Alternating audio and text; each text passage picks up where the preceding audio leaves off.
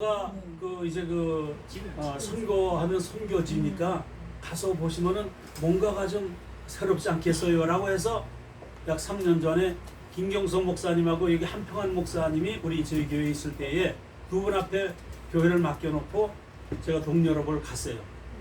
가는데 처음에 가서부터가 비즈니스로 갔기 때문에 저는 여행을 해도 그렇게 편하고 침대처럼 만들어주는 건 처음 봤어요. 그래서 터키까지 가는데 완전히 비즈니스로 가니까 너무 편하게 맨 앞에서 그 제일 먼저 일반석 들어가기 전에 비즈니스로 가는 사람 제일 먼저 태우는 거예요. 그러니까 제일 먼저 들어가고 앞에 그냥 승무원들이 와가지고서 몇 끼니마다 좋은 거 먹여주고 그리고 저녁 때 되면 완전히 침대를 만들어 주는 거예요.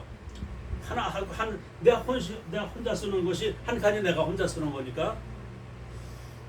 그리고 그때 갔을 때에 청주에서 병원장, 그 다음에 하여튼 병원장이나 이런 하나의 굵직한 분들이 저하고 우리 딸내미들하고 13명이 이제 일행이에요, 그게. 그래서 이제 터키 가고 이제 터키에서 이제 헝가리까지는 비행기로 갔고 나머지는 동유럽 같이 연결이 됐기 때문에 이제 13명밖에 없는데도 대형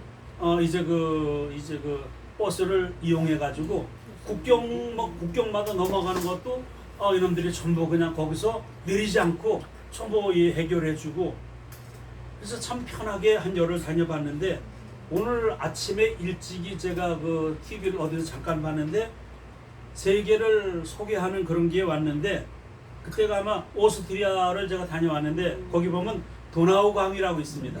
도나우 강을 배경으로 여행지를 보여주는데 보는 것마다 저기 내가 다녀왔는데 새롭더라고요. 저기 내가 다녀왔는데 그리고 얼마 전에는 한 2년 됐나요? 도나우 강에서 우리 배가 침몰해가지고서 상당히 여러 사람이 죽고 막 그랬잖아요. 그때 봤을 때도 너무 생생해요. 얼마 전에 제가 거기 가면 그 야경이 좋아가지고서 다 그 배를 다 한번 타보는 거예요. 그래서 타면서 이제 시청도 보고 거기 강을 한 바퀴 탁 돌면서 그냥 주위를 너무너무 아주 아름답게 그런 광경을 좀 보여주는 거를 그때도 보면서 참 애석하다. 참 얼마 전에 내가 다녀온 데인데 저렇게 거기에서 많은 사람들이 죽고 이제 그냥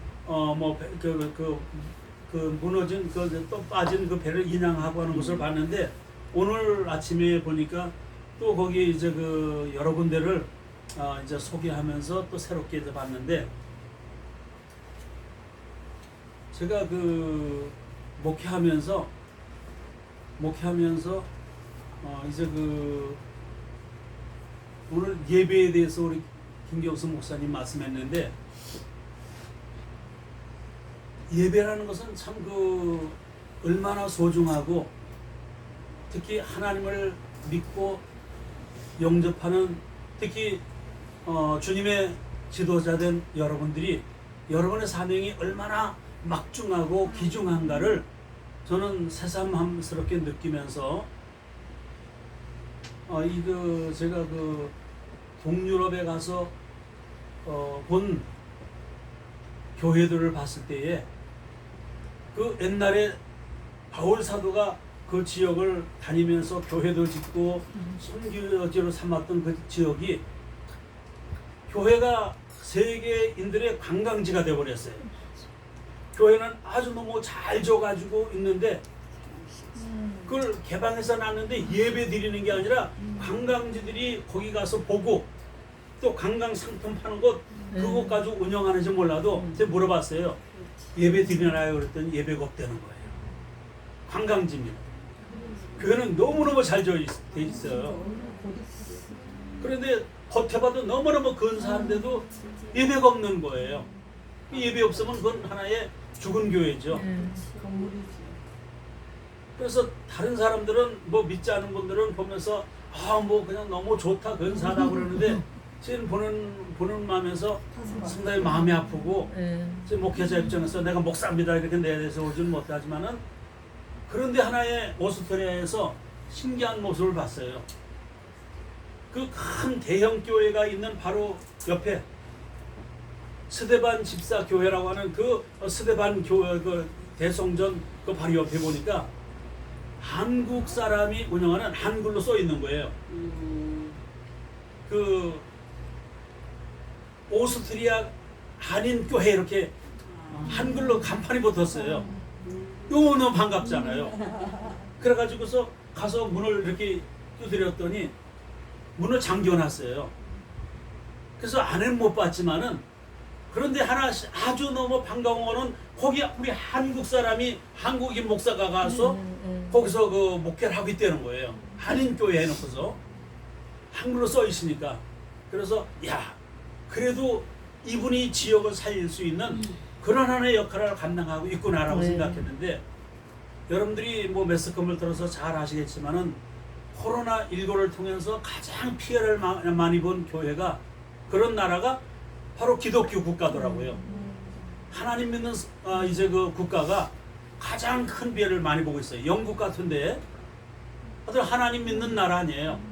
그리고 미국도 역시 그들이 청교들이 영국에서 신앙의 자유를 찾아서 거기를 발견하고, 역사는 참 짧죠. 그러나 그들이 가서 교회를 제일 먼저 세우고 하나님을 가장 먼저 섬기던 그런 나라가 오늘날은 부패하고서 얼마나 잘못된 길 가고 예배가 없어졌잖아요. 예배가 끝나버리니까 하나님의 심판도 임했지 않는가라고 저는 생각을 해봤습니다.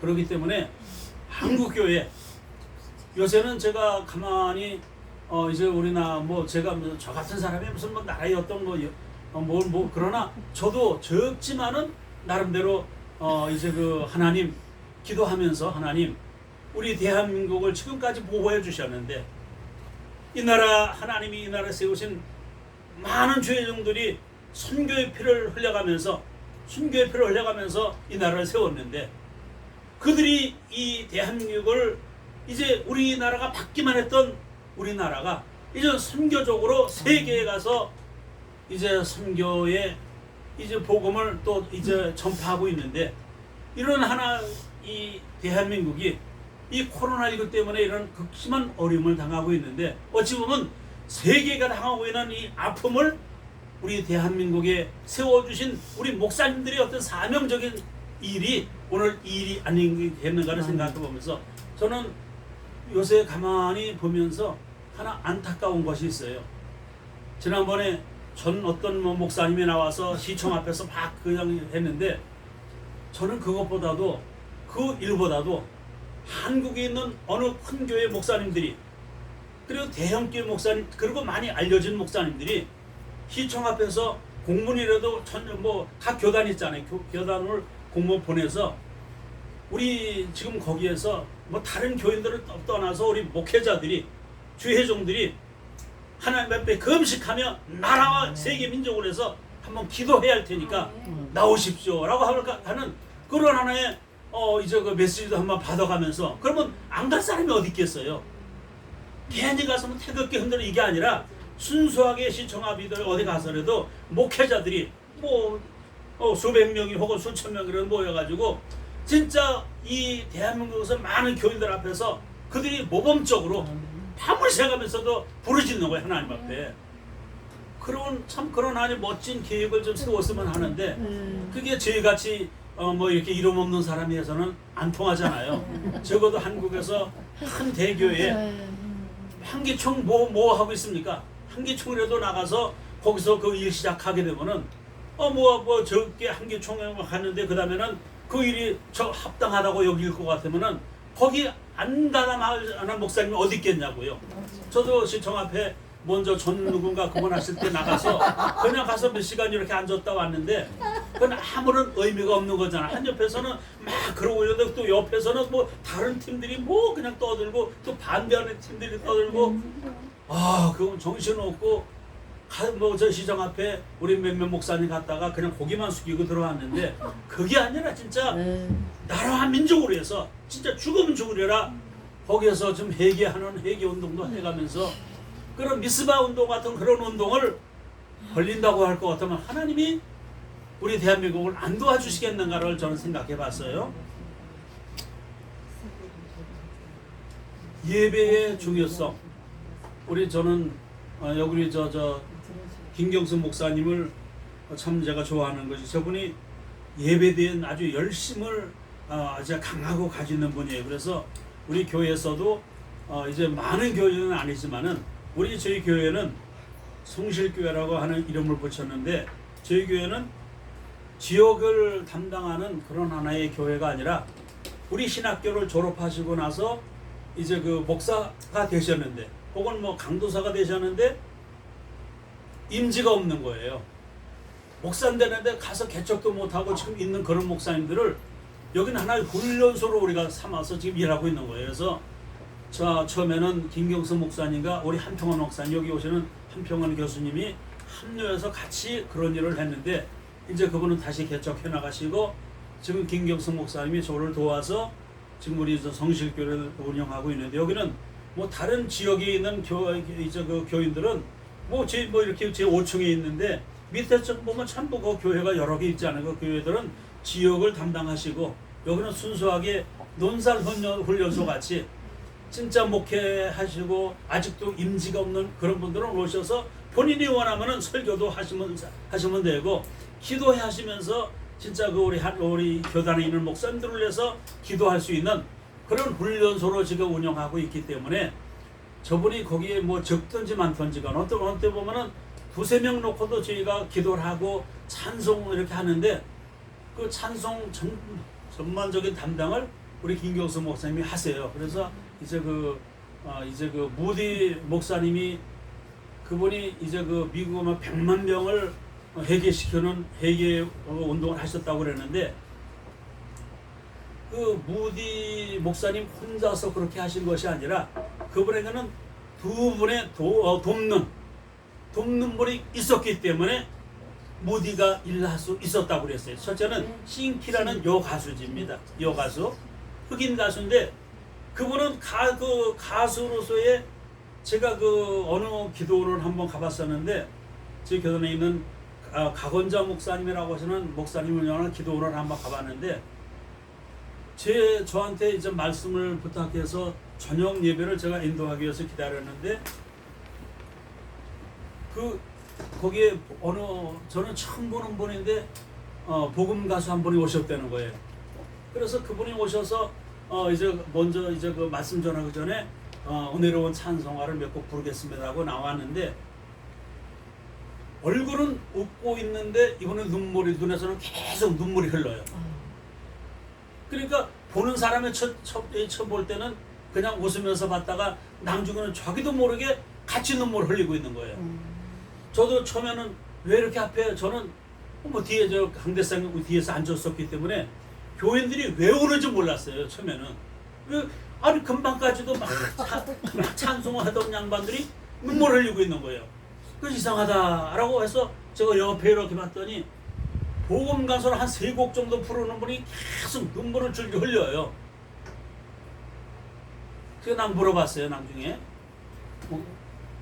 왜 이렇게 눈물을 흘리세요? 그랬더니 저는 찬송만 부르게 되면은 가사 속에서 그 하나님이 그 은혜 주시는데 너무너무 감사해서 나 같은 사람 하나님이 세워주셔서 말씀 주시고 그 말씀 안에서 또 찬양을 부르게 하는데 그 찬양의 은혜 가사 가운데서 나 같은 죄인도 하나님이 구원해 주셔서 이곳 내가 뭐간데 이곳에 와서 하나님의 찬양을 부르는 찬양자가 되게 하셨는가로 생각하면서 너무너무 감사하고 너무너무 기뻐가지고 눈물을 흘린다고 하는 그 본을 봤어요.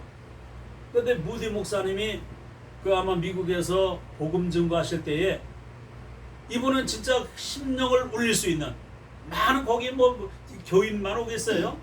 아마 그 자리에는 소위 이제 이제 폭력을 행사하는 그런 깡패 같은 분도 오고 혹은 뭐 그냥 이제 하나님과는 전혀 상관이 없는 분들도 그 집회 참석했다가 싱키라고 하는 여가수가 찬송을 부르게 되면은요 그냥 어찌 보면은 마음을 그냥 울릴 수 있는 그런 찬양을 불렀다는 거예요.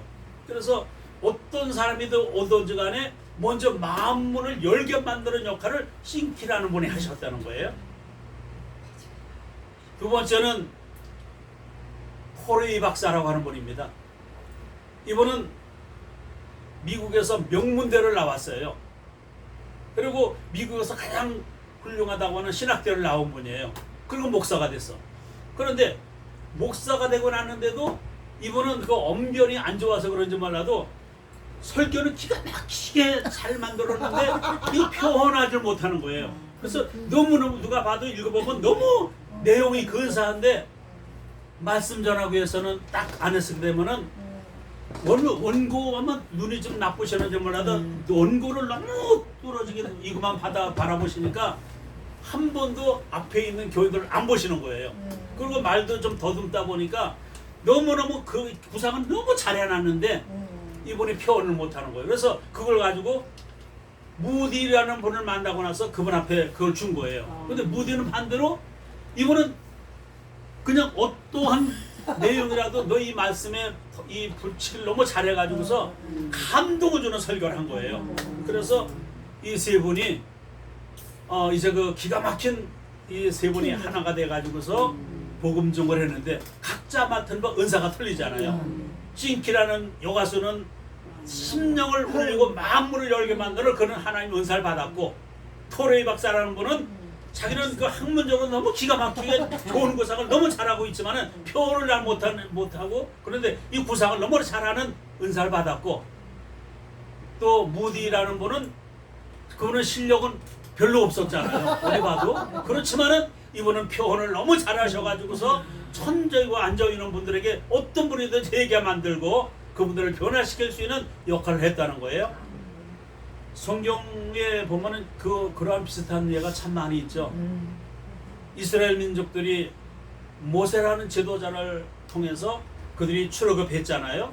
그리고 그들이 12명 정탐꾼들을 보냈는데 그들이 10명의 정탐꾼들이 잘못된 보고를 했고, 또 많은 사람들이, 다수의 사람들이 있는 걸 따라간다고 두 사람의 여호수아와 갈렙 얘기를 듣지 않냐고 10명의 정탐꾼들을 따라갔다가 결국적으로 40년간을 광야에서 헤매게 됐어요. 그때 그들이 가던 길에는 미디안이라고 저 아말렉이라고 하는 나라 사람들이 그들이 가는 길을 열어주지 아니했고 오히려 적군이 돼가지고서 이스라엘 민족을 공격했잖아요.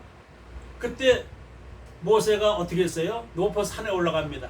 산에 올라가서 두 손을 드는 거예요. 하나님, 이 민족을 지켜주옵소서.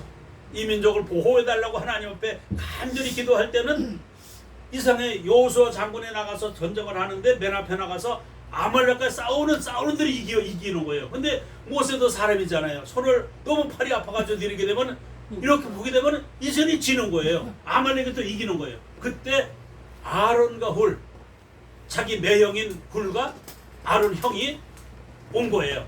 와가지고서 두 손을 잡아주는 거예요. 두 손을 돌 위에 앉고 앉아서 두 손을 잡아줬는데 언제까지? 이스라엘이 아말렉을 다 이길 때까지 두 손을 잡아줬다는 거예요. 아론과 훌은 무슨 역할이에요? 돕는 역할, 돕는 은사를 하나님 앞에 받아서. 그러니까 이 목회도 보게 되면은요, 참 어느 때는 제가 감사한 것이, 하나님, 나같이 부족한 것 하나님이 나에게 돕는 역할을 할 수 있는 좋은 분들 보내주셔서 지금까지 우리 학교를 운영하게 만드시고, 특히 지금 우리 교회를 통해서 우리 신학교를 우리 김경수 목사님이 우리 신학교의 총무님으로, 또 우리 학교 교수님으로 여러 가지 역할을 담당하시면서 우리 교회의 전반적인 걸 다 저분들이 맡아서 해주세요. 그래서 하나님, 참 하나님께서 저 김경수 목사님 같이 저런 좋은 분 나에게 붙여주셔서 무디 목사에게 좋은 형제를 보내주신 것 같이 또 모세에게 아론과 훌이라고 하는 또 여호수아 같은 사람들을 붙여주셔서 그들이 이스라엘 민족들을 하나님의 적각고를 가나안 들어가기까지 지켜주신 것처럼 이 시대에는 나 혼자는 아무리 잘해도요, 아무리 내가 똑똑해도요, 나 혼자는 이제 못하는 게 많이 있어요.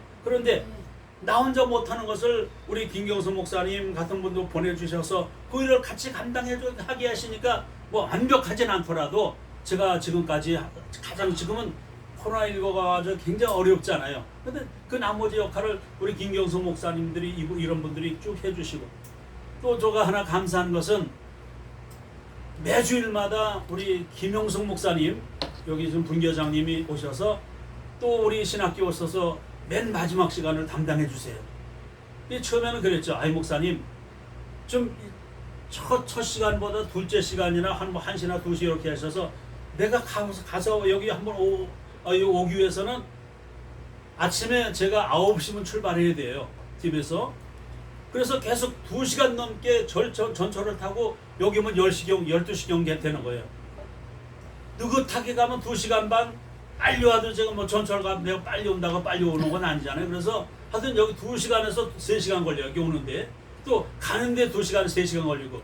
이거를 김영숙, 저는 한 달에 한 번 오지만은 우리 김영숙 이 분교장님이 매주 월요일마다 오셔서 그 일을 또 담당해 주세요. 그래서 하나님 감사합니다. 저 기도를 해요. 하나님, 제가 무엇이간데 이 학교를 운영해 가시는데 지금처럼 가장 어려운 이 시기에 우리 분교장님, 김용석 목사님 가장 먼 데서 거기 그냥 오셔가지고서 한 번도 빠짐없이 오셔서 그냥 오시는 것만 아니라 또 그냥 그 말씀 주시고 또 저분을 통해서 우리 이종우 장로님이 물론 핑계는 사랑하는 내 부인 모시러 온 거예요. 그래서 그것만 있겠냐고요.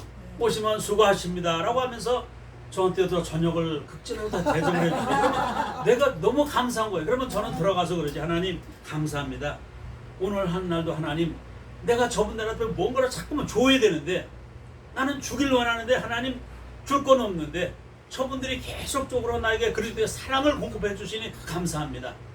전 얼마나 감사한지 몰라요. 지금 여기 지금 우리 분교도요.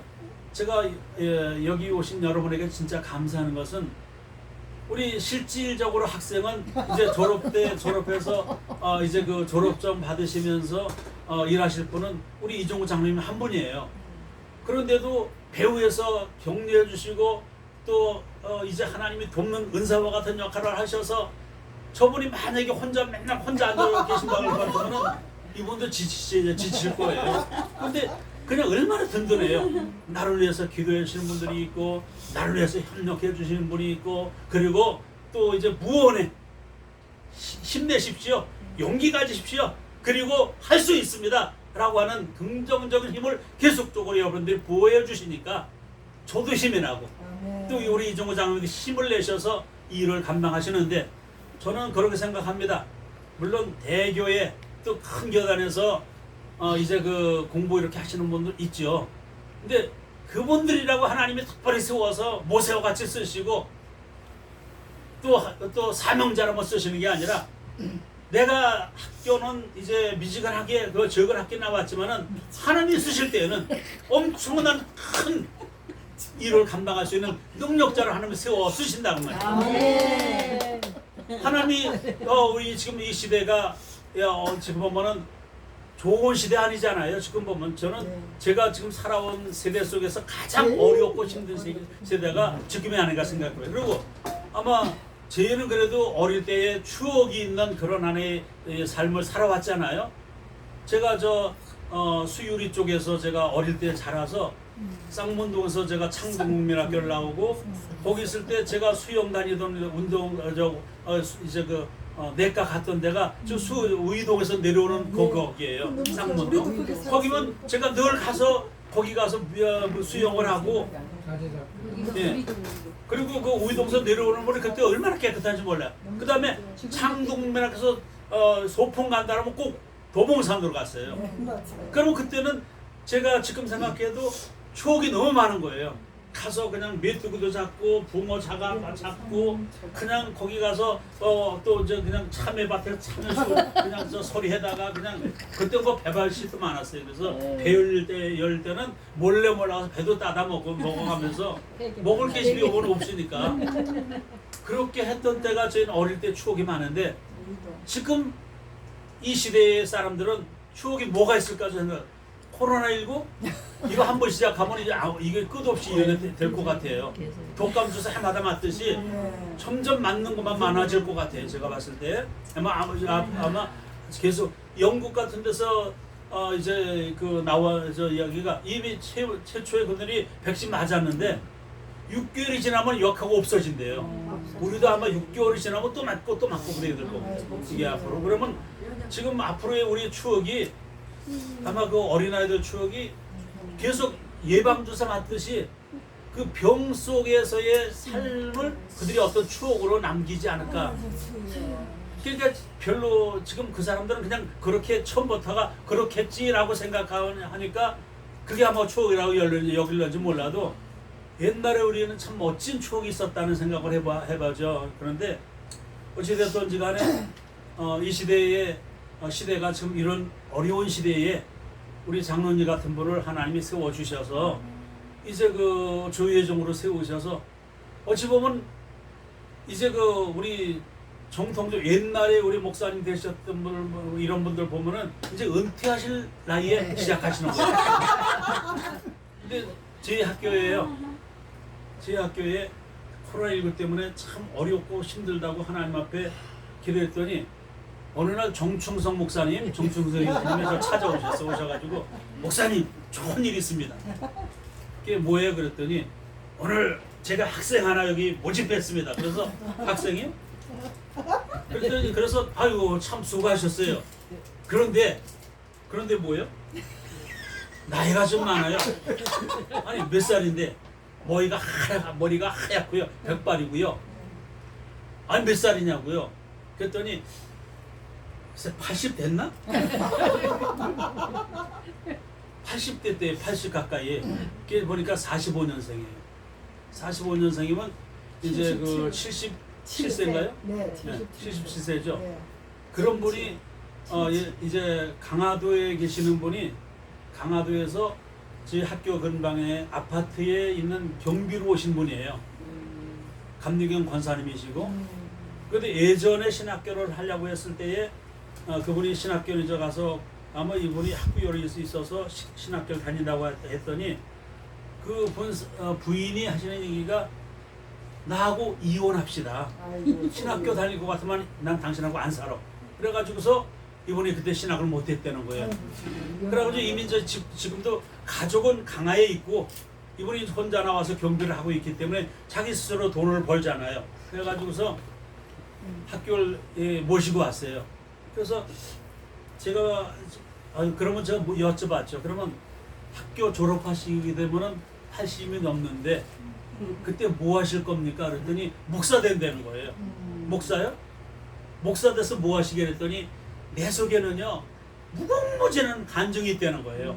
간증이. 그래서 지금 권사인데도 어느 교회에서 몇 교회 가봤다는 거예요. 어떤 교회에서 간증을 하고 그래서 가가지고서 그러면 목사님이 소개시키는 거예요.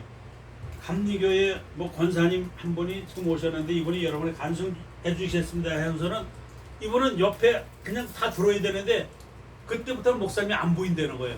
소개만 시켜놓고 없어진다는. 그래서 야 만약에 내가 목사라면은 내가 지금 목회자라면은 나이가 아무리 많던지 간에 그 목사님이 나 소개해놓고서 그냥 없어지는 게 아니라 끝까지 들어주실 것 아니냐. 그리고 당당하게 어떤 교회는 가보면 목사님은 딱 사라져 버리시고 장로님이나 다른 분이 와서 소개를 하고 있다는 거예요. 그래서 나는 내 죽을 때까지 이게 나에게 하나님이 주신 나에게 사명이라고 생각하고 빨리는 내가 옛날에 못 해봤던 걸 지금이라도 내가 목사 돼가지고서 이 사명 죽기까지 나는 이 사명 일해야겠다. 그래서 나보고 묻는 거예요. 목사님 전도 목사는 나이가 연령이 필요합니까? 라는 얘기를 하는 거예요. 그래서 하실 수 있으면 해야죠. 그랬더니 하겠습니다. 해가지고서 막 눈물을 줄줄 흘리는 거예요. 이분이 자기 받아줬다고. 그러면서 막 눈물 흘려가면서 감격해가지고 목사님 내가 지금까지 여러 교회 가봤는데 여러 신학교도 몇 군데 가봤는데 전부 다 나이가 많다고 안 받아줬는데 저한테 천사라는 거예요. 나보고 천사 아니에요. 대목사입니다. 그랬더니 아니 나 같은 사람을 받아줬다는 게 이게 기적이고 목사님 고맙다고 늘 학기만 하면 감격하고 감사하는 거예요. 그래서 간혹가다 제가 그분 붙들고서 기도를 해주는 거예요. 하나님 여기 사랑하는 귀한 분이 이제 가장 어려운 상황 속에서 신학을 공부한다고 하는데 지금 공부하고 있는데 주님 이분이 이 학업 다 잘 마치시고 이분의 소원대로 하나님 이제 안수 받으시고 좋은 목회자가 되셔서 죽기까지 한 영혼이라도 살릴 수 있는 그런 영혼을 살릴 수 있는 그런 하나의 간증자가 된다면은 이 시대에 무디같이 100만 명을 구원했다고 하는 그 목사님 같이 참으로 한 영혼을 위해서 기도할 수 있고 그 영혼에게 감정을 통해서 변화시키고 진짜 하나님의 바른 목회자로 바른 교인으로서 만들 수 있는 그런 사명자를 하나님이 세워주신다면은 주님 끝까지 변질되지 아니하고 잘 마칠 수 있게 해달라고 간절히 기도하면은 이분이 너무 감사해서 학장님 감사합니다. 학장님이 천사입니다. 아 천사 빼세요. 내가 천사야. 목회하다 보니까 제가 신학교를 해서 제가 지금 학적 불원화를 쭉 살펴봅니다. 정확하게 우리 학교 출신자가 202명이 졸업했어요. 학교에서. 뭐 적은 학교니까 202명이 졸업하고 지금 거기서 안수받은 사람이 한 100여 명 넘게 이제 안수받았어요. 그게 지금 우리 헤브론 총회가 우리 거의다가 80%가 우리 학교 출신 여기서 졸업하고 목사가 되신 이런 분들이 주축이 돼서 세운 학교가 바로 교단이 우리 헤브론 총회예요. 그래서 저는 너무 이제 큰 교단은 아니지만은 너무 하나님 앞에 감사한 거예요. 하나님 이곳에서 하나님 200여 명이 이곳에서 졸업을 했고 100인 몇십 명이 이곳에서 목사 안수식을 거행해서 안수가 됐는데 목사가 됐는데 저들이 지금 사방에 흩어져서 어떤 분은 지금 이제 그 전주에서 지금 목회 잘하신 분도 있어요. 늘 김경선 목사님하고 너무 그냥 저분하고 저거는 대화 안 해도 저분 앞에 늘 연락해서 이제 그 지금 하고 있는데 전주에서 두 분이 거기서 그 안수 받으시고 거기서 목회를 하시는데 너무너무 어떤 분은 이제 그 기도원처럼 하시고 있는 목사님이 계시고 전주시내에서 목회를 잘하고 계시는 분이 있는데 너무너무 목회를 잘하시는 거예요. 그래서 하나님 그래도 여기서 안수 받으시고 충남에 혹은 뭐 전주까지 가셔서 또 서울에서 혹은 또 이제 그 인천 지역 뭐 경기도 지역에서 목회자가 되셔서 이렇게 목회를 하시고 있는 분들이 있는데 하나님 저들이 어느 곳에 있던지 간에 진짜 하나님께서 이 시대에 합당한 믿음의 종들이 꼭 되게 만들어 주셔서 아멘. 하나님 여러분 어느 총회장이 이름 불러가면서 기도해 주는 총회장이 몇이나 되겠어요. 저는 그들 이름을 다 아니까 전 저거 기도해요. 하나님 지금 전주에서 있는 강한희 목사 기억해 주시고 한철수 목사님 기억해 주셔서 하나님 저들이 목회하는데 하나님 진짜 성공적인 목회자가 되게 해달라고 이름 다 불러가면서 지금 목회해요.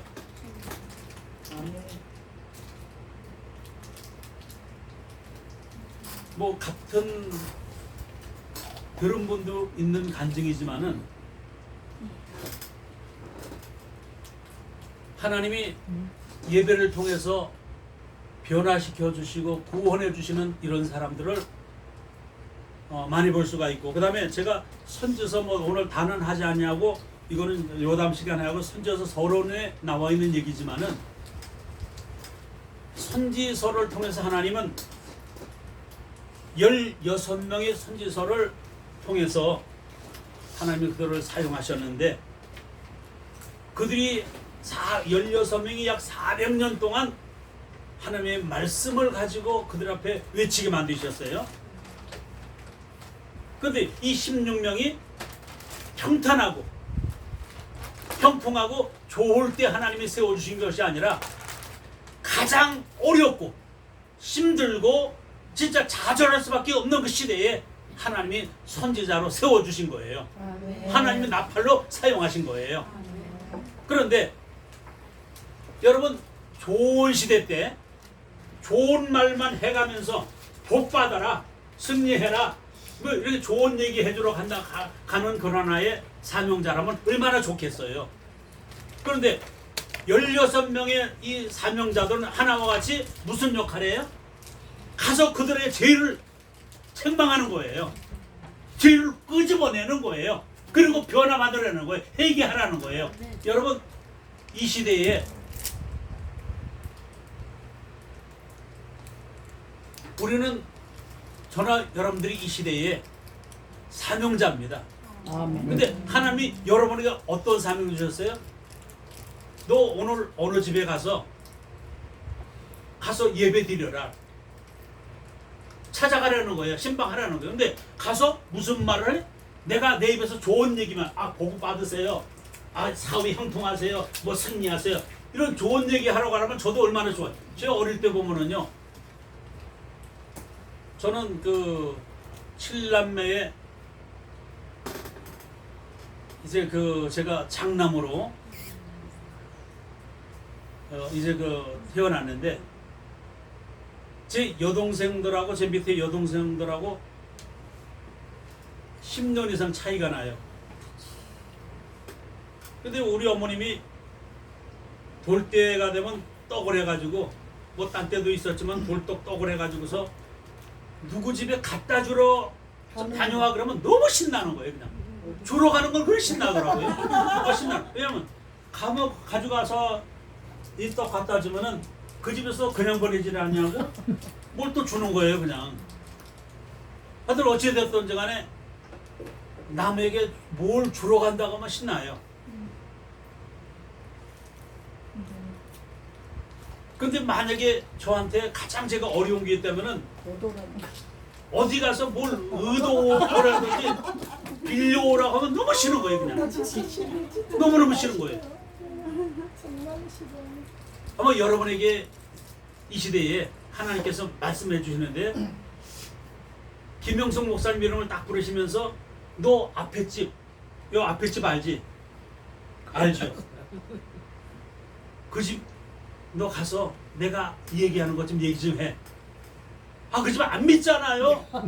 내가 간혹 가다 보면 그 집 부부가 막 싸우고 그냥 그 사람 어느 때 뭐 술이 잔뜩 취해가지고서 그 집 안 갈래요.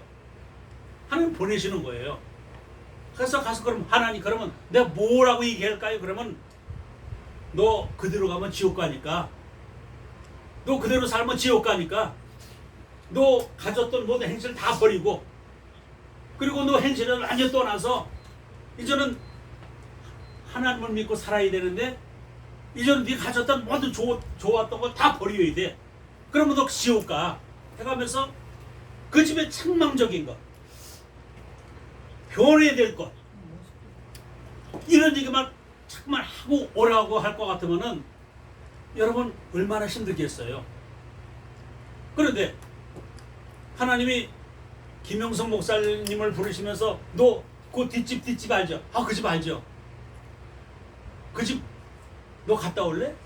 근데 그 집 가만히 보니까 김영성 목사님 보니까 어느 교회 교인이야. 가면은 충분히 내가 무슨 얘기를 하든지 다 받아줄 수 있는 그런 가정이야. 근데 한 보내시는 거예요. 너 가서 저 가서 뭐라 그럴까요? 가서 하는 얘기는 자손이 형통할 것이고 사업이 잘 될 것이고 그저 뭘 하든지 잘하나 뭘 가든지 간에 넌 복받는 그런 가정이 되라고 축복해주러 가라고 할 것 같으면 여러분 신나서 가잖아요. 신나서 갈 수 있어요. 근데 하나님께서 이 시대에 이 구약의 이 16명의 선지자들에게 무슨 말씀하셨어요? 책망하라는 거예요. 저희들 회개하게 만들려는 거예요.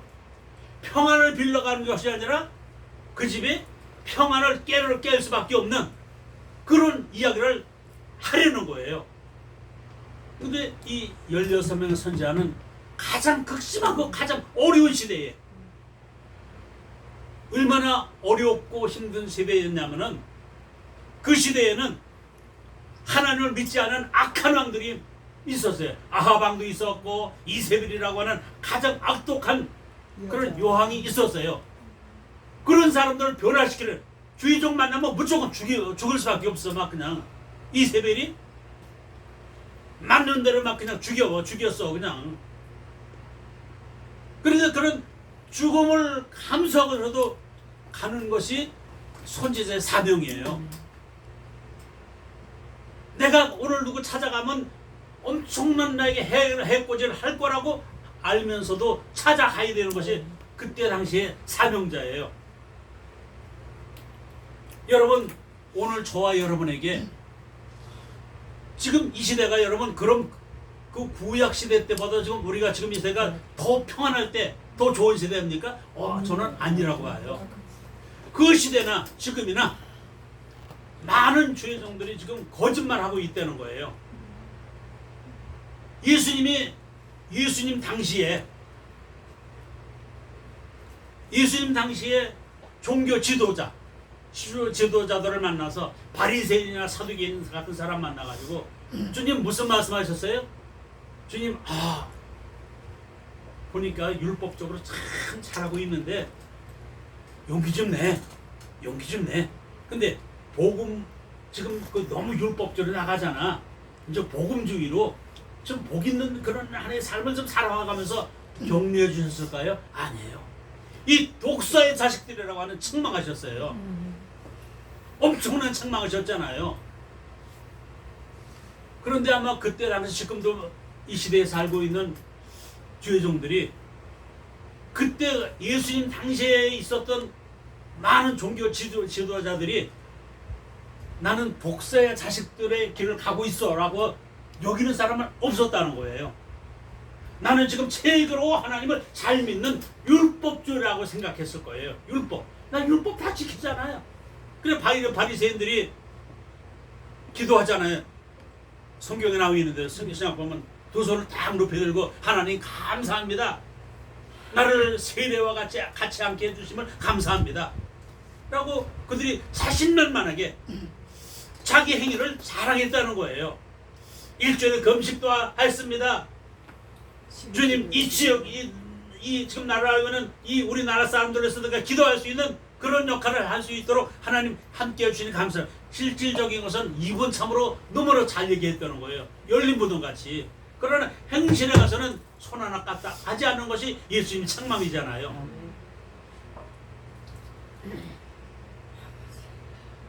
옛날에 그 선교사들이 선교 다닐 때에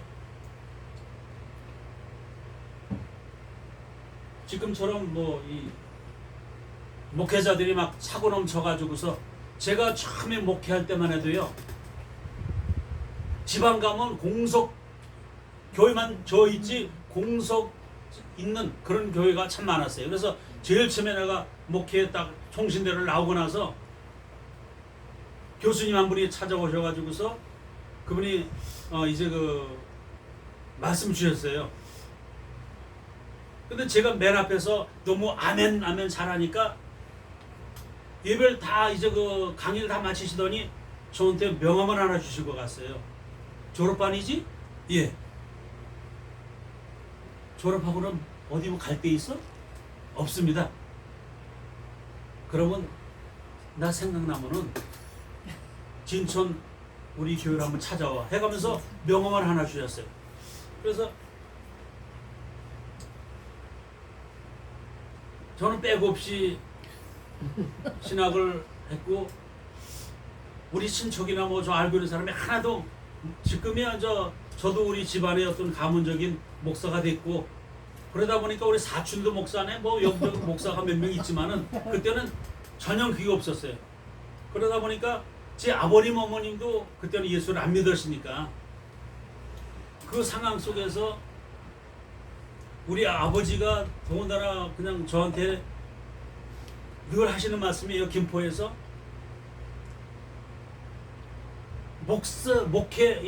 목회만 안 할 것 같으면 목사짓만 안 할 것 같으면은 네가 장남이니까 어렵지만 땅 다 팔아서라도 너 사업자금 해준다는 거예요. 그래서 아버지 우리 재산도 많지는 않지만은 다 나한테 띄워서 팔아준다 해도 나는 그 길 안 갑니다. 목회하겠습니다. 그랬더니 너 집안 망칠 놈이라고 하면서 고적에서 패버리니 막 별 말씀 다 하세요. 아들 하나밖에 없는데 그러시더라고요. 그래서 사실 울면서 제가 첫 목회지로 떠난 사람이에요. 이 첫 목회지에 가서 그분이 찾아가서 전도사인데 충청 거기에서 세 군데를 보여주시는데 광희원 교회라고 하는 교회를 보여주는데 빨간 벽돌을 너무 교회를 잘 지어놨어요. 사택도 있고. 근데 거기도 교인들 한 20명 된다는 거예요. 여기 어때? 그러니 2월로 데리고 오셨어요. 2월. 그 강혜원 진청 가기 전에도 2월이라고 있어요. 그래서 이월면에도 역시 면 소지지인데 교회를 잘 지어놨어요. 거기도 공석이라는 거야. 저기 교육적 없다는 거예요. 거기는 뭐 돈 얼마에다가 뭐 쌀, 거기는 그때는 꼭 성비 얘기를 했어요. 성비 여섯 말 주고 뭐 그 얘기를 했어요. 그래서 거기도 뭘 그러더니 이제 마지막으로 걔가 초평으로 갔어요. 초평면에도 보면은 그 교회가 잘 지었어요. 초평 면소 안에 세 군데를 보여주셨는데도 불구하고 너무나 좋은 교회예요. 교회가 뭐 제가 봤을 때는 너무 아름답고 너무 좋은 교회인데 저는 하나님의 교회를 짓겠다고 하는 그 욕심 또 하나님 일찍이 소원했기 때문에 그 교회보다는 내가 선수 이미 여기 가보면 할 일이 없어. 다 교회 저 있고 뭐 그냥 내가 가서 그냥 열심히 일만 하면 되는 그게 아니라 진짜 교회 짓고 싶다는 생각 그것밖에 없었으니까. 그래서 이제는 이제 그 세 군데를 소개해 주셨는데 불구하고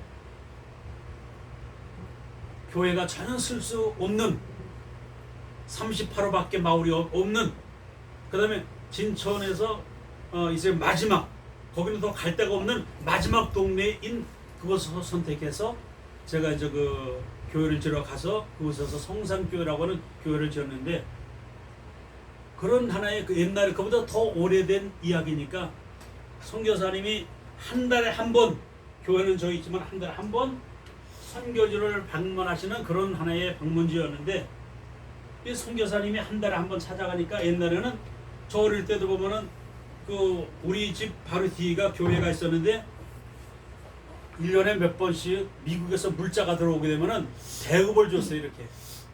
그러면 교인들이 와서 자랑을 해요. 어느든 내가 들어가도 두 사람이 들어가도 남을 정도로 큰 청바지 같은 거를 하나 갖다 놓고서 옷은 하나 얻어왔는데 너무 옷이 크다는 거예요. 그러면 그때 당시는 그걸 다 뜯어가지고서 옷을 애들 옷을 몇 번씩 만들어 입히고 하는 그런 때였어요. 기지가 너무 좋으니까. 그럴 때인데 이 선교사님도 아마 그때 이제 먹을 걸 이거 거기다 이제 잔뜩 이제 가지고서 선교지를 갔는데 가서 이제 그 한 달에 한 번 가서 예배를 인도하는데 한 달에 한 번 예배를 인도하고 가는 날 이번에 가면은 이틀씩 이제 그 예배를 인도하는 주일날 그다음에 월요일날 이렇게 이틀씩 교인 신방도 하고 이제 말씀을 주시는 거 그랬는데 몇 번을 찾아가도 교인들이 농촌이기 때문에 그런지 몰라도 몇몇 안 되는 교인이지만은 시장만 하면 꼭꼭 좋은 거예요. 그냥 꼭꼭 좋아. 그래도 선교사님 그다음에 더군다나 한국 사람이 한국말을 해도 이제 그 잘 알아듣지도 못하고 그다음에 또 졸릴 수밖에 없는데 뭐 지금처럼 에어컨이 이렇게 빵빵하게 있어가지고 저 앉아보니까 너무 시원한데 그런 것도 아니고 그냥 뭐 한여름에 진짜 너무너무 더운 거예요. 선풍기도 없이 그냥 그러니까 이번 하루 종일 밭에 나가서 일하시고 들어와가지고서는 너무너무 졸린데 말도 한국말 더듬더듬 하시는 선교사님이 말씀 주시니까 너무너무 다 못 알아듣는 거예요. 이게 처음 시작하면서 그냥 바로 졸기 시작하는 거예요. 그래도 선교사님은 자기 할 건 다 한다고 끝까지 이제 말씀 다 전했어. 근데 어떤 할머니 한 분이 앞에쯤 앉아가지고서 다른 분은 다 그 몇 번 가는데 그분도 그냥 안 집어쳐 잡는데 그날따라 이분이 딱 그냥 선교사님하고 눈을 마주쳤는데 이분이 중간중간 웃으면서 말씀을 너무 잘 듣는 거예요. 그래서 그냥 그 선교사님이 야 지금까지 여러분이 여기 와봤지만 막 졸고 막 그러는데 야 오늘따라 이 설교가 진짜 너무 설교가 되다 보니까 이분이 너무너무 좋아가지고서 이분이 아마 날 은혜 받아가지고 이분이 말씀 잘 듣는가라고 생각하면서 열심히 듣는 거예요. 근데 눈 하나 옆을 돌리지도 않고 눈을 똑바로 선교사님이 무한할 정도로 이분이 너무 열심히 쳐다보는 거예요. 그럼 어느덧 웃기까지 해. 잉크인지 뭔지 몰라도 그냥 웃기까지 하는. 그러니까 선교사님이 너무 신이 나가지고서 이제 그냥 한 번 쳐다볼까 두 번 쳐다보는데 또 이분이 보면 진짜 이가 다 빠진 노인네가 웃으면서 이가 보면서 웃는 거예요. 그러니까 선교사님이 진짜 신이 났어. 그래가지고 다른 데 같으면 중간에 끊어버리고 이제 그냥 뭐 그랬을 때 그날따라 그냥 이분이 계속 쳐다보고 그냥 웃고 그러니까 너무너무 신이 나가지고서 막 제스처까지 써가면서 예수님과 조금 많이 말씀 전했어. 예배 다 마쳤어요. 그러면서 선교사님 마음속에 그래도 나 오늘 성공했다. 오늘 이곳에 와서는 진짜 내 말씀을 끝까지 경청해주는 눈 하나 돌리지 않고 끝까지 들어주는 오늘 이 저 할머니 한 분이 있었기 때문에 저분이 얼마나 은혜가 됐으면은 내 설교를 끝까지 그냥 눈 한 번 안 돌리고서 잘 들어줬을까. 너무 신나는 거예요. 그래가지고 다 이제 인사를 했어요. 근데 묘하게도 저도 이제 목회를 해보니까 그래요. 저도 농촌 목회를 많이 해보고 그랬는데 예배 시간에 시작해가지고서 내가 아무리 무서운 얘기를 해도 그냥 금방 오라요. 오라 해서 다 잠드는데 그냥 금방 좋으시죠. 왜냐면 너무 에어컨도 없이 뜨거운 날씨에 그냥 하루 종일 논밭에서 일하시다 오셔가지고 온 것만 해도 고마운 거예요. 온 것만 해도 이렇게 앉아. 그리고 놀랍게도 설교 딱 마치고 나면 언제 돌아나는 사람들이 또망또망 쳐다보셔. 그러면서 그분들 얘기가 금방 하신 얘기가 아이고 지난번에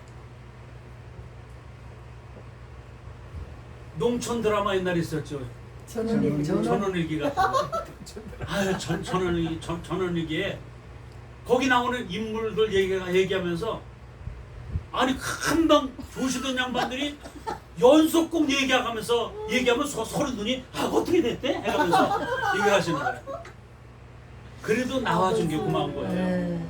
그러니까 이 선교사님도 너무너무 고마워가지고서 할머니 앞에 갔어요. 다른 사람보다 인사하고서 할머니 오늘 제가 참 너무 기분이 좋습니다. 내가 이 교회 온 중에 오늘 참 기분이 좋은데 할머니 내가 무슨 이 말씀이 어디 은혜가 돼서 그렇게 말씀 열심히 들으셨나요? 그랬더니 나 은혜 몰라요. 아니 금방 은혜 받으셨잖아요. 그래서 저를 보고 그쪽 웃기까지 하셨잖아요. 그까지 눈 한 번 안 돌리고서 저도 하고 내가 너무 무안해가지고 할머니가 끝까지 내 눈을 그냥 뚫어지라 보는 바람에 내가 무안해가지고 얼굴 돌렸잖아요. 그랬더니 나 은혜 모르고요. 하나 신기한 걸 있어요. 뭔데요? 선교사님 눈하고 선교사님 눈동자하고 우리 집에는 강아지 눈하고 똑같아요. 놀이끼리 한 게 그게 너무 신기해가지고서 열심히 봤대요. 하나님의 은혜는 그래요. 하나님 은혜는 어디가 되든지 간에 여러분들 잠깐만 우리 예수님의 이야기 아니에요. 이 성경 우리가 성경은 전부 예수님의 얘기예요. 그러면 예수님의 성품에 대해서 예수님이 하시는 일에 대해서 그리고 우리에게 맡겨주신 그 사명적인 일 이것 우리가 전하는 것 아니에요. 하나님의 자녀로서의 어긋났던 사람들이 예수를 어떻게든지 잘 섬겨서 그분 앞에 바르게 하나님의 자녀 권세를 가지고 살 수 있는가를 배워주는 게 이 성경 아니에요. 그러면 내가 주시는 말씀 안에서 어딘가가 매력적인 내용을 찾아서 할머니같이 진짜 그 할머니가 그 선교사 눈하고 눈동자하고 바둑이 눈동자하고 너무 똑같아가 눈이 길하는 게 그게 하나의 매력이 돼서 끝까지 봤던 것처럼 예수님 앞에서 매력을 느껴야 된다는 거예요. 여러분 그렇잖아요. 내가 섬기는 주님 내가 섬기는 주님 그리고 내가 배우기를 원하는 주님 그리고 내가 죽기까지 그분을 내가 따라가야 될 수 있는 주와 같이 길 가는 것 즐거운 일 아닌가. 우리 주님 하시는 그 발자취 한 걸음 한 걸음 내가 주님 따라가는 것이 이게 바른 신앙생활 아니냐고.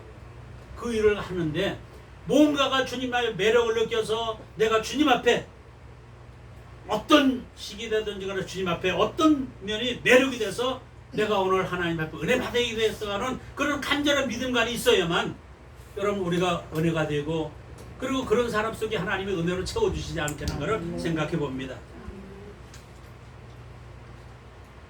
여러분 앞에 드리는 선지서 조금만 보겠습니다. 제가 드릴 말씀이 있기 때문에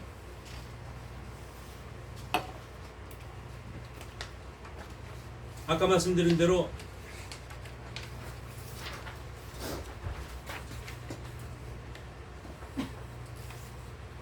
지난주까지 지난달 배운 것까지 창세기부터 선지서 이전까지 들은 말씀은 우리 이종구 장로님 앞에 그 배운 거를 여러분 두시지 말고 전부 갖다 주시면은 이름 써가지고 주시면은 제가 책자를 만들어 드린다고 그랬고요. 자, 오늘 16명의 문서 선지자. 이 선지서인데, 오늘부터 선지서인데, 전부 다가 문서 선지서죠. 16명입니다. 그런데 그들이 활동하던 시기에 따라서 구분해 보면은요,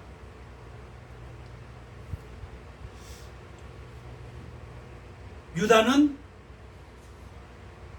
바벨론 나라 느부갓네살을 통해서 나라가 완전히 없어져 버렸어요. 나라가 없어진 이유는 아마 여러분들이 열왕기상하와 역대기상하와 사무엘상하를 통해서 여러분들이 잘 알 수 있잖아요.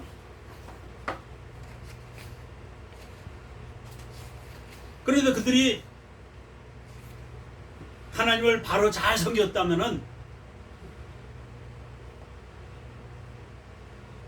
나라가 멸망하지도 아니했고 아마 전 세계가 지금도 하나님의 선민의 나라인 이스라엘을 통해서 아마 전 세계가 하나님의 통치된 통일된 나라로 하나님이 세워주셨을 텐데 그 찬란했던 그들의 삶이 하나님 앞에 범죄한 나라가 돼서 유다는 바벨 나라 느부갓네살을 통해서 완전히 멸망이 왔고 나머지 10나라는 이스라엘은 아수르 나라를 통해서 이미 그보다 훨씬 더 먼저 멸망을 받았잖아요. 그리고 하나님이 남은 변했지만은 그루터기가 남는 것 같이 그 민족들을 완전히 버리지 아니하시고 바벨론 나라의 포로로 잡혀가게 하시고 70년이 지나면은 다시 하나님이 그들을 복구시켜 주시겠다고 하는 희망을 하나 주셨잖아요. 그 포로 이전 시기에 다시 말해서 회개하면 되는 그 시기에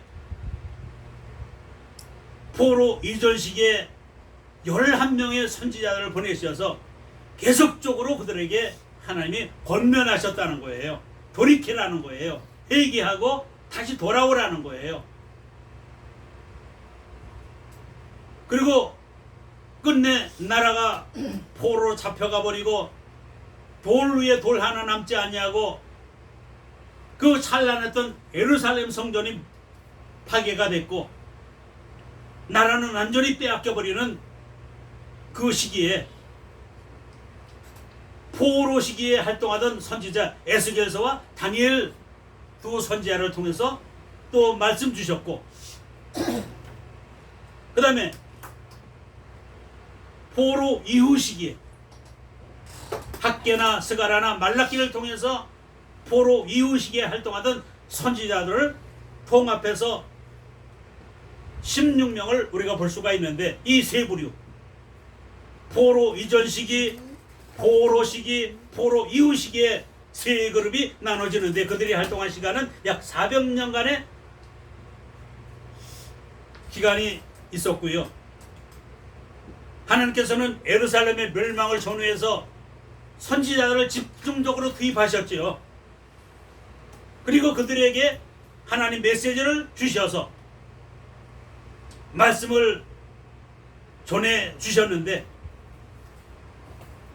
그러면 왜 하나님께서 포로 이전 시기에 포로 이후 시기에 그 다음에 포로 시기에 활동하던 선지자를 통해서 하나님이 말씀 주시고 메시지를 주셨는가를 우리가 한번 생각해 볼 때에 그 이전에 활동하던 선지자들을 또 우리가 볼 수가 있죠. 여러분들이 잘 아는 대로 사무엘 하에 나오는 나단 선지자가 있고요. 사무엘 하에 나오는 갓선지자가 있었고요. 그 다음에 우리가 너무나 잘 아는 엘리야가 있었고요. 엘리사가 있었습니다. 그런데 성경에 엘리야서가 있던가요? 엘리사서가 있던가요?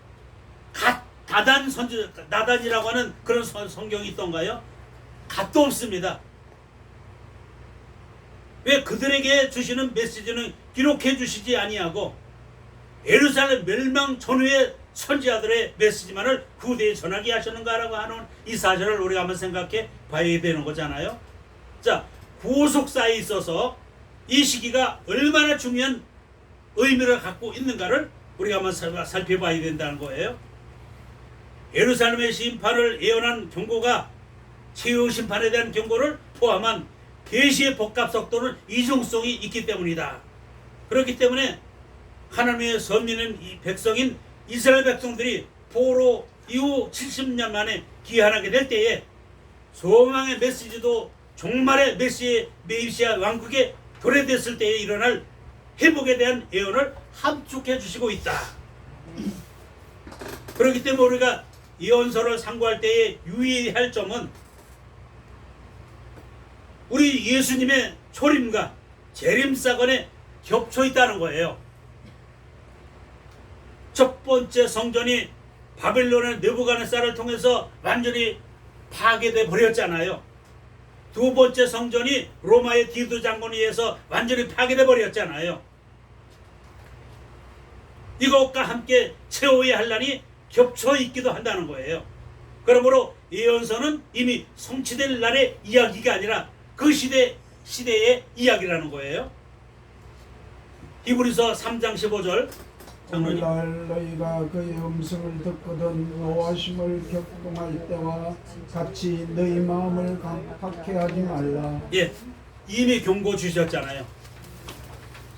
이 말씀은 오늘 나와 여러분이 주시는 이 시대의 말씀으로 우리가 들어야 된다는 거예요. 아멘. 더욱이 우리가 살고 있는 이 시대는 평화로운 시대가 아니라 종말적인 시대에 살고 있다는 거예요. 그리할 때에 우리에게 하나님이 오늘 16명의 선지자들을 통해서 주신 말씀과 같이 이 시대에 또 합당한 말씀을 우리에게 주시고 있다는 거예요. 그렇기 때문에 이 시대에 2021년도 이 시대에 하나님이 나와 여러분들을 이 시대상에 맞는 선지자로 하나님 세워주셨다는 거예요. 여러분 그렇지 않다면 내가 오늘날 이 시대에 목사가 될 이유가 없잖아요. 특별한 사람을 하나님이 세워주셔서 하나님이 그 16명의 선지자를 같이 그 시대에 하나님이 따로 세우셨다면 오늘 우리는 하나님의 사명을 감당할 이유가 없다는 거예요. 자, 오늘 이 시대에 살고 있는 우리가 이 시대적인 사명감을 저와 여러분에게 주신 선지자의 사명과 같이 나를 사용하시고 있다면은 오늘 이 하나님의 말씀이 더욱더 절실하고 절박한 말씀밖에 없다는 거예요.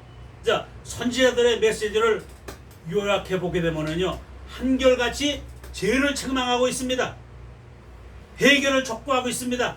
그 다음에 심판에 대한 경고와 심판 이후에 있을 남은 자에 대한 위로와 소망의 말씀으로 결론 짓고 있다는 거예요. 당대의 선지자들은 하나님 말씀을 글로 써서 전한 것이 아니라 하나님께서 주신 말씀을 입으로 선포했다는 것들. 그렇다면 하나님께서는 왜 그 말씀을 기록해 하셔서 성경 말씀으로 우리에게 전해 주시고 있는가? 이에 대해서 사도 바울은 말하고 있습니다.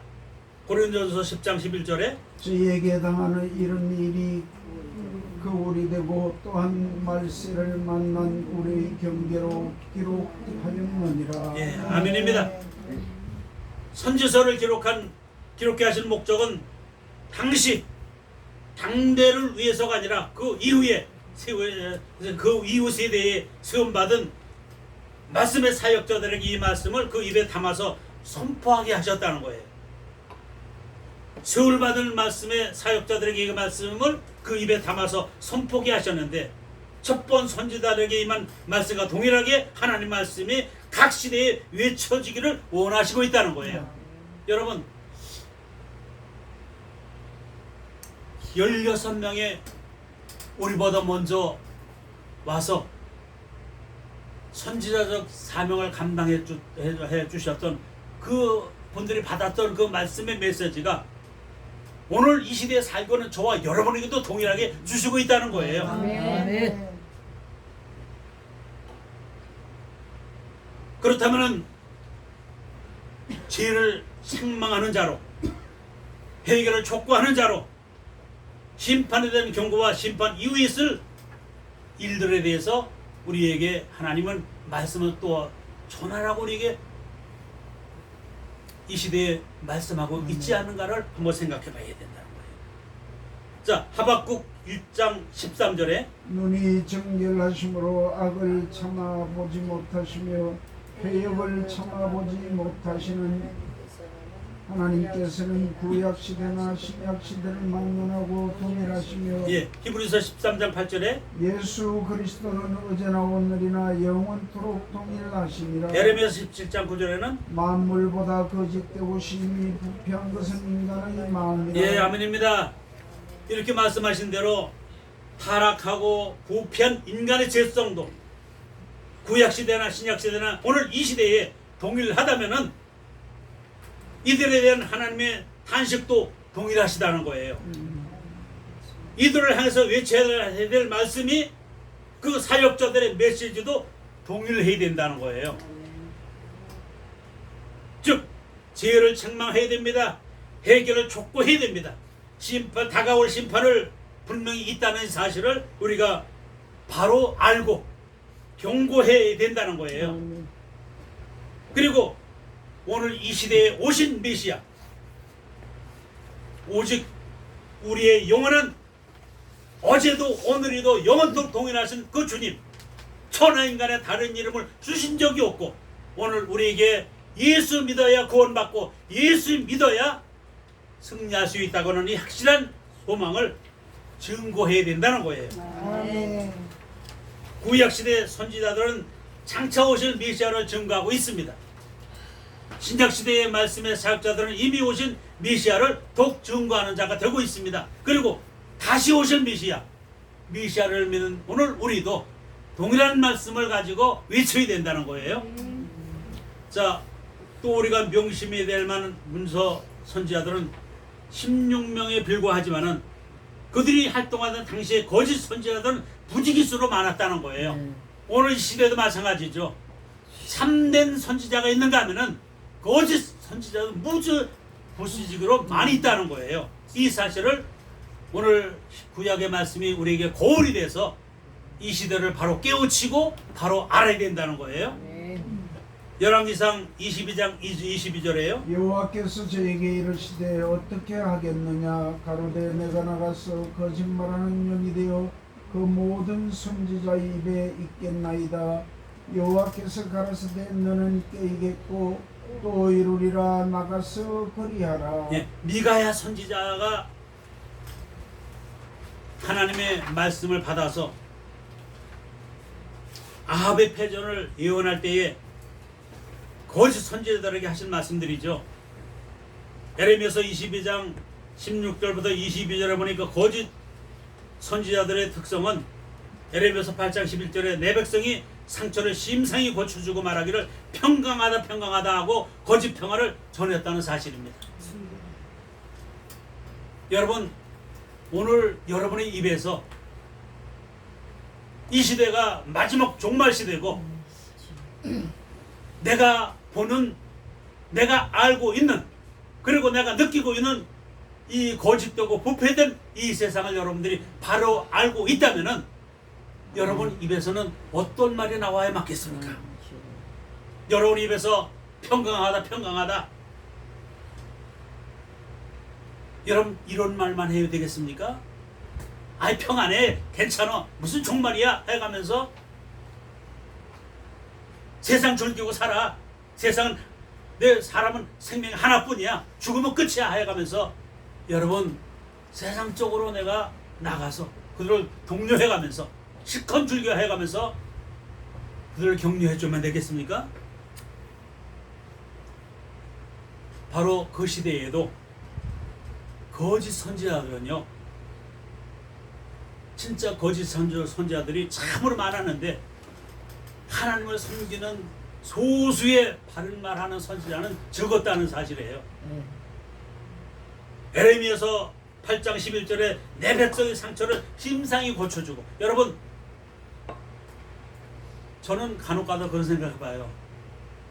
마태복음 24장에 보면은요, 주님이 정확하게 우리가 주신 말세심 아래 일어나는 상황에 대해서 말씀하고 있는데, 많은 거짓 선지자들이, 거짓 종들이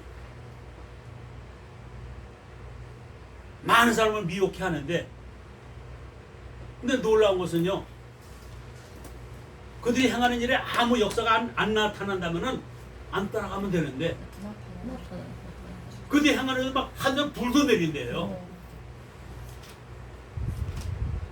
어떤 사람 신유연사가 있다고 그래가지고서 막 그냥 암 고쳐준다고 해가면서 그냥 암도 막 손으로 막 끄집어낸대. 그냥 저도 그거 봤지만은요, 여러분 능력이 많이 나타난다는 거예요.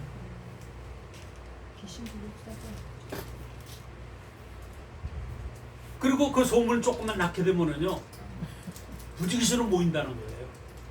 오늘 교회 갔더니 어떤 목사님 한 분이 얼마나 능력이 많은지, 여러분 하늘은 막 불이 내려온다라고 하면 이건 뭐 굉장하잖아요. 뭐 병을 그냥 손만 대면 그냥 기도해주면 그냥 막 그냥 병이 막 낫는데, 암 걱정 없대. 그냥 막 그냥 암 막 낫고 그냥.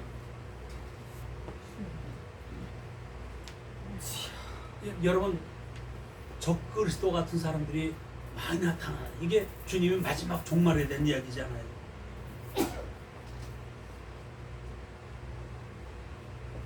이 시대도 거짓 종들,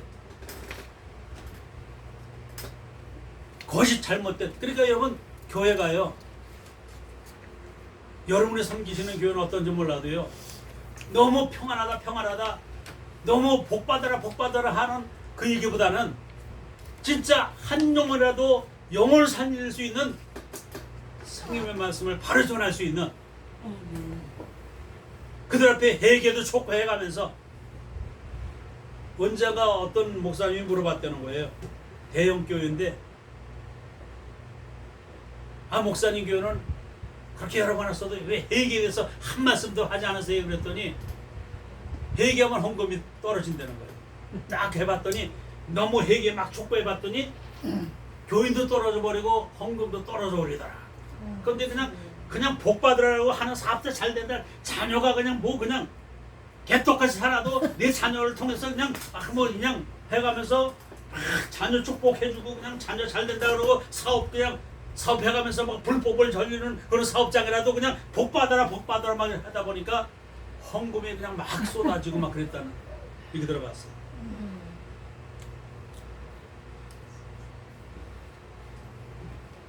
사실 저도 목회자지만은 신약성경에 가장 책망을 많이 받았던 건 평신도가 아니라 종교 지도자들이었다는 거예요.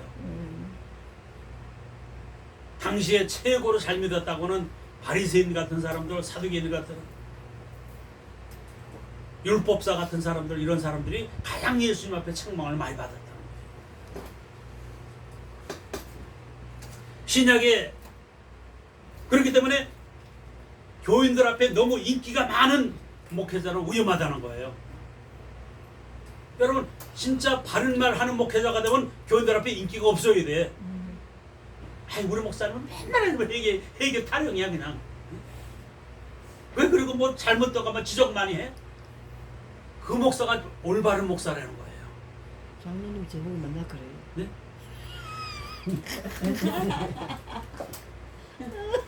우리 목사님 최고 짱이 해가면서 인기 있는 목사들 성경적으로는 맞지 않는다. 신약 예수님께서 말세에 대해서 말씀했습니다. 마태복음 24장 11절에 거짓 선지자들이 많이 일어나서 많은 사람을 미혹해 한다고 그랬습니다. 자, 그렇다면 이 시대에 거짓 선지자들이 누구이며 많은 사람을 미혹해 하는 자가 누구이냐? 이 사실에 대해서 성경은 분명하게 해답을 주시고 있어요. 극도에 달한 이 시대의 죄악상을 목도하면서도 하나님께서 어떻게 보시고 계시고 무엇이라 말씀하시고 계시는가를 생각지 아니하고 그걸 심상히 여기면서 성도들이 좋아할 거짓 평안만을 말하고 있는 그가 바로 거짓 선지자라는 거예요. 거짓 종이라는 거예요. 신약시대의 참 선지자의 메시지를 야고보서 4장 8절부터 10절까지 주시고 있는데 말씀해 주세요. 하나님을 가까이 하라. 그리하면 너희를 가까이 하시리라. 죄인들아 손을 깨끗이 하라. 두 마음을 품은 자들아 마음을 성결케 하라. 슬피하며 애통하며 울지어다. 너희 웃음을 애통으로 너희 즐거움을 근심으로 바꿀지어다. 주 앞에서 낮추라. 그리하면 주께서 너희를 높이시리라. 예, 아멘. 아멘입니다. 아멘. 자, 선지자들 중에서 선지자 중에 선지자이신 만왕의 왕이신 우리 예수님은 이 땅에 오셔서 어떤 설교를 하셨는가를 조금 살펴보고 말씀하시겠습니다. 예수님이 만왕의 왕 오시고 선지자 중에 선지자로 오신 예수님께서 하신 설교를 마가복음 23장 27절부터 28절에 보면은요. 자, 같이 해볼 시작. 화 있을진저 외식하는 스리간들과 바리새인들이여 백칠한 무덤 같으니 겉으로는 아름답게 보이나 그 안에는 죽은 사람의 뼈와 모든 더러운 것이 가득하도다. 이와 같이 너희도 겉으로는 사람에게 옳게 보이되 안으로는 외식과 불법이 가득하도다. 아멘. 또 이어서 주님 말씀하십니다. 마태복음 23장 33절부터 34절에요. 뱀들아 독사의 새끼들아 너희가 어떻게 지옥의 방해를 피하겠느냐. 그러므로 내가 너희에게 선지자들과 지혜 있는 자들과 서기관들을 보내며 너희가 그 중에서 더러는 죽이고 십자가에 못 박고 그 중에 더러는 너희 회당에서 채찍질하고 이 동네에서 저 동네로 구박하리라 하라고 하셨다. 예, 아멘입니다. 주님의 설교에서 몇 가지 요점을 우리가 발견할 수가 있는데 이것만 말씀드리고 말씀 마치겠습니다. 첫째, 말씀의 표적이 당시의 종교 지도자에게 맞춰져 있다는 거예요. 예수님이 이는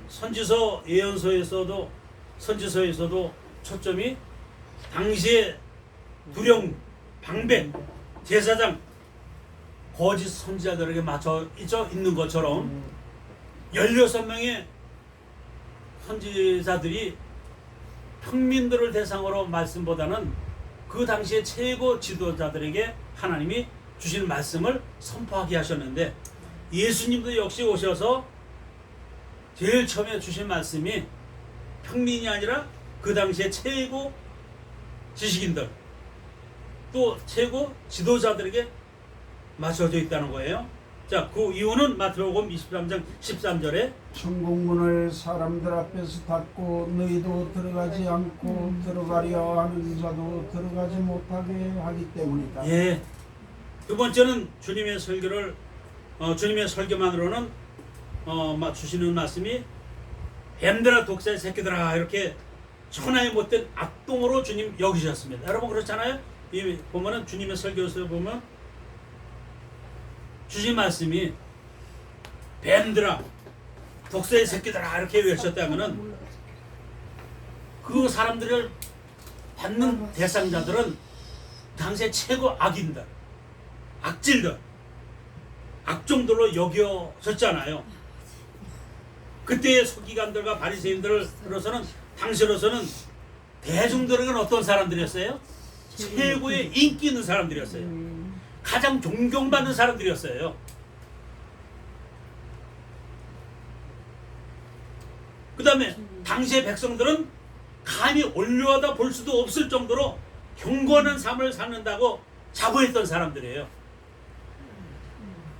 그래서 그때 당시에 세리 같은 사람들 감히 눈을 들어서 그를 쳐다도 보지 못했대. 그 정도로 존경받는 사람. 만일 본인 자신도 자기가 설마 뱀과 독사의 새끼라고 생각지 아니했을 거라는 거예요. 아마 다른 사람들도 그렇게 보지 않았을 거예요. 아유, 아무개 교수님 훌륭하잖아. 아무개 목사 훌륭하잖아. 라고 아마 여겼죠. 차마 그 사람이, 그 목사님이, 그 교수님이 뱀? 독사 같은 사람이야? 절대 그렇게는 안 여겼을 거라는 거예요. 바울도 자신을 율법으로는 금명론 자였다고 이렇게 고백을 했잖아요. 마지막 세 번째, 주님께서는 마태복음 23장에서 34절에 보니까 내가 너에게 선지자를 보내어 죽이고 십자가에 못 박고 책짓이라고 고박하리라 말씀했는데 그 이유는 오직 하나, 그들의 죄를 책망하고 있기 때문이다. 예수님께서 말씀하십니다. 누가복음 6장 26절에 모든 사람이 너희를 칭찬하면 화가 있도다. 저희 조상들이 거짓 선지자들에게 이와 같이 하였느니라. 예, 구속사의 맥락에서 볼 때에 어느 시대나 거짓 선지자들과 참 선지자의 두 흐름이 분명히 있어 왔습니다. 오늘 시대도 마찬가지예요. 주님이 보실 때 참 선지자, 참종이 얼마 될는지 몰라도 분명히 두 부류가 있다는 거예요. 자, 그렇다면은 나와 여러분들은 어느 부류에 속한 내가 되고 있는가를 한번 생각해 봐야 된다는 거예요. 말세에 가서는 거짓 선지자가 갑자기 나타나는 것이 아니라 평안할 때에 미혹하는 거짓 선지자는 물질로 능력으로 우리에게 다가온다는 거예요. 여러분 앞에 물질로 많은 도움을 줬다고 그래서 여러분에게 분명히 여러분의 눈으로 볼 때 많은 능력이 나타났다고 자부했던 그가, 그래서 내가 존경했다고 하는 그분이, 그 사람이 거짓 선지자로 낙인 찍혀버리는 그날이 오고 있다면은 여러분 내 삶은 어떻겠어요? 내가 받았던 그 믿음과는 어떻게 되고 있는가를 한번 생각해 봐야 된다는 거예요. 그렇기 때문에 마태복음 24장 4절에 우리 같이 한번 쭉 읽어봅시다. 시작. 너희가 사람의 미혹한 자처럼 주의하라. 많은 사람이 내 이름으로 와서 이르되 나는 그리스도라 하여 많은 사람을 미혹해 하리라. 거짓 선지자 그리스도와 거짓 선지자들이 일어나 큰 표적과 기사를 보이어 할 수만 있으면 택하신 자들도 미혹해 하리라. 아멘입니다. 아멘. 선지서의 주된 요점이 예루살렘 멸망을 앞두고 두 부류가 분명하게 극렬하게 대립했던 것처럼 이 마지막 때에도 거짓 선지자가 많이 나타나서 우리 앞에 대적하고 있다는 거예요. 우리가 이 선지서를 앞으로 16권의 책을 이제 후반기에 우리가 배워나갈 때에 분명히 명심할 것은, 먼저 말씀의 거울 앞에서 나를 비춰서 이 시대의 시대상을 바로 깨달아 알 수 있는 지혜를 하나님 앞에 구해야 될 것입니다. 그리고 이 시대에 세움받은 선지자라면 내가 무엇이라 외칠 것인가라고 하는 이 사실을 분명하게 여러분 마음에 생각만 하지 마시고 당당하게 외칠 수 있는 하나님의 바른 나팔이 되면 되겠습니다. 그리고 나 자신은 어떻게 대처해 나가야 될 것인가라고 하는 이 문제를 한번 생각해 보시고, 제가 여러분 앞에 방학 기간에 방학 숙제를 드린다면은 세 가지를 한번 드리고 싶어요. 하나님의 말씀 이 선지서를 대하기 전에 말씀의 거울 앞에 비춰진 이 세상의 시대상을 한번 적어보시고, 두 번째는 이 시대에 세움받은 선지자가 바로 나라면은 나는 어떻게 대처하고 어떻게 외칠 것인가 하는 두 번째와, 그리고 나 자신은 어떻게 대처해 나가야 되겠다고 하는 분명한 결심이 있는 이 각오를 한번 써서 저한테 제출해 주시면은 저한테 지난번에 선물을 잘 준비해 놨다가 드리지 못한 것이 있어요. 그걸 제가 다음에 올 때, 후반기에 올 때는 분명히 가져오겠습니다. 몇 가지 가져와서 여러분 앞에 이 세 가지 중에서 바르게 쓰시고 잘 쓰신 분에게는 선물을 드리도록 하겠습니다. 기도하겠습니다. 거룩하시고 참 고맙고 감사하신 주님, 이 지역에 하나님께서 마지막 이 시대에 하나님의 바른 제자상을 말씀했는데,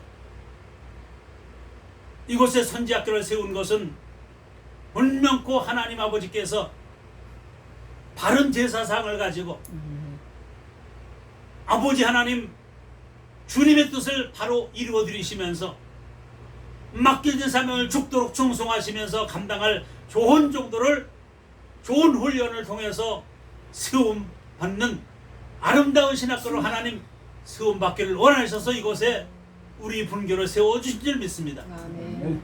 그리고 이 사명을 실천에 옮기시면서 전반기에 잘 감당해 주셨던 우리 김영석 목사님을 아버지 축복해 주옵소서. 은혜 주옵소서. 전반기에 해 나가신 것처럼 후반기에도 더욱더 열심되게 만들어 주옵시고, 그 일들을 감당하실 때 하나님 물심양원의 하나님 은혜도 허락하여 주셔서 날마다 대접받기보다는 대접하기를 원하시는 귀한 분입니다.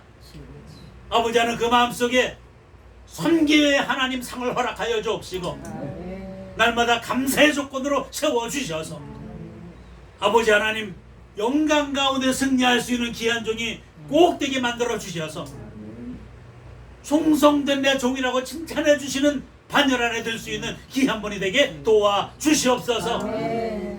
이곳에서 아버지 하나님 정식적으로 학생은 아니었지만은 그러나 청강생으로 혹은 함께 동역자로서의 책임을 다하시면서 함께 말씀을 전하시고 말씀 듣는 귀한 분들을 축복해 주시고 은혜 베풀어 주셔서 전반기에도 하나님 그 학문을 잘 연구하게 하시고 그 연구하신 학문을 이곳에서 전파하시게 하신 우리 교수님들 축복해 주옵시고, 그 말씀을 내 것으로 만드셔서 그 말씀을 사용하기를 완전히 원하시는 귀한 분들을 축복해 주옵시고, 또 많은 신학도들을 이곳에 보내주셔서 후반기에도 더욱더 참으로 힘있고 능력있는 저력있는 믿음의 신학교로 하나님 세워 주시옵소서. 감사합니다. 오늘도 이제 귀한 분들을 축복해 주옵시고, 돌아가는 발걸음도 힘있고 능력있게 만들어 주옵시고, 가정도 저들을 섬기는 교회도 저들 때문에 복을 받게 만들어 주옵시고, 저들 때문에 부흥 성장하게 만들어 주옵시고, 어느 곳에 있던지 간에 하나님 인정도 받으시고 칭찬도 받으시고 하나님의 더욱 사랑을 더욱더 능력의 은혜를 듬뿍 받는 귀한 분들이 꼭 되실 수 있도록 하나님 은혜와 은총을 더하여 주시옵소서. 예수님의 이름 받들어 감사의 간절히 축복하며 기도하옵나이다. 아멘. 고맙습니다. 고맙습니다.